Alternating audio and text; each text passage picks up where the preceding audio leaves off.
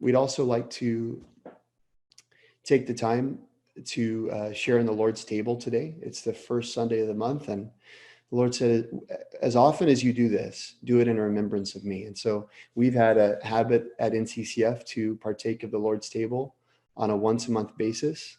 And even while we're sheltering in place, we'd like to do that today. So I'll give you all about 1 minute if you want to gather your bread and your juice and bring it into the room. As a reminder, communion, partaking of the Lord's table, is for born-again believers who have taken adult baptism, who've taken the believer's baptism, not just baptized as an infant, but baptized as a decision of your own free will as an adult, that you've said, I want to surrender my life to Jesus Christ. I want to walk with him. I want to yield everything and walk as a disciple. Communion is an opportunity for us to remember those of us who have counted the cost and responded to the call and Jesus' criteria to be disciples. It's for us. So take a moment, gather your materials, and in about 1 minute, I'll ask Brother Zac, if you wouldn't mind, Brother Zac, to share a couple words about communion with us. There's a lot that you've already heard from Jeremy, and which is a good preparation already for breaking of bread. And I would just add to that from 1 Corinthians 11. We've talked about this many times, and there's no need to repeat it. All of you have heard many messages on the Lord's table. Let me remind you of verse 26. 1 Corinthians 11:26, it says, as often as you eat this bread and drink the cup, you proclaim the Lord's death, that's looking to the past, until he comes, that's looking to the future.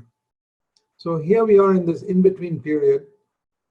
One side in the past, the Lord's death, and the other side in the future, until he comes. So here is a testimony to two things. One is that Jesus died for me, I died with him, and I'm going to testify to that. And I'm also testifying that my Lord hasn't come back yet, but I'm looking forward to his coming. And until he comes, I'm going to do this. I'm going to testify in this symbolic way. Let me repeat that. I'm going to testify in this symbolic way of breaking the bread and drinking the cup of what I'm doing in my inner life every day. Even though I'm doing this only once a month, it's a reminder. In the early days, immediately after the day of Pentecost, it says here that they broke bread every day, not just once a month. In Acts chapter 2, they went breaking bread, Acts 2:46, every single day. And then later on in Acts chapter 20, verse 7, it moved on to once a week. But the Lord never told a frequency.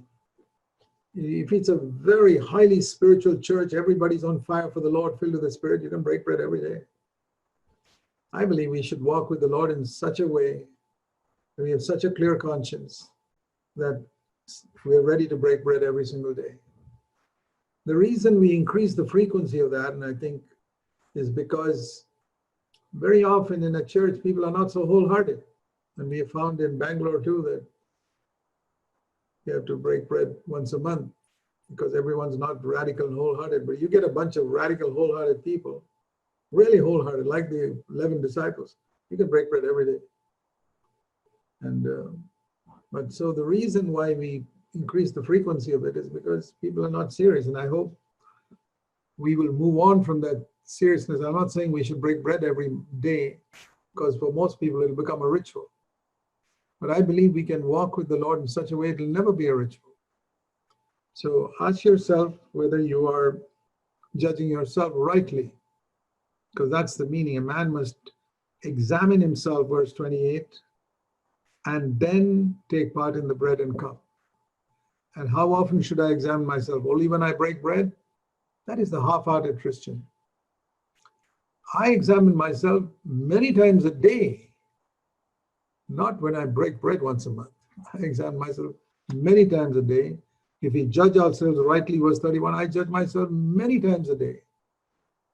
So I'm ready to break bread all the time. And that's how it must be for all of us, brothers and sisters, that we are living between the Lord's death and his coming, and in between, there's one thing we have to do.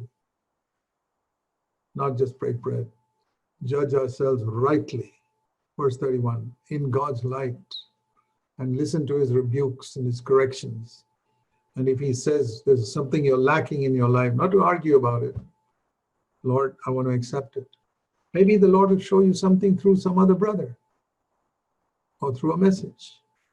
It's not directly always, but you see something lacking. Judge yourself in that area and say, Lord, I want to be clean. I want to be a little better in this month's breaking of bread than I was last month, because I've judged myself a number of areas, and I'm thankful. And this is the way we wait for the coming of the Lord, which will be the final judgment when we stand before him. When it says here, if we have spent these days, verse 31, judging ourselves rightly every day, in that final day, the Lord will say to me or to you, I have nothing to judge in you. Boy, how wonderful. That's my passion. That it's like a student wanting to get 100% in the final examination. By working and practicing on his mathematics or whatever he's doing, I want to get every problem right. I want to be able to solve everything. And at the level at which I'm, third grade or fourth grade, whatever we are, I want to get 100%. So when the Lord comes, there's nothing to be judged. I don't get one problem wrong. Everyone is right, 100%. And that's possible, because it says here, if we judge ourselves rightly in the final day, we will not be judged. So the breaking of bread is a reminder of that I died with Christ, and I must live that life, fellowship with Christ, where myself is crucified and where I value the blood that cleanses me and justifies me and declares me righteous, and value it so much that I say, Lord, I never want to forget the price you paid to free me from my sin. So let's go to the Lord's table like that, and with a reminder that we have to judge ourselves constantly. Amen.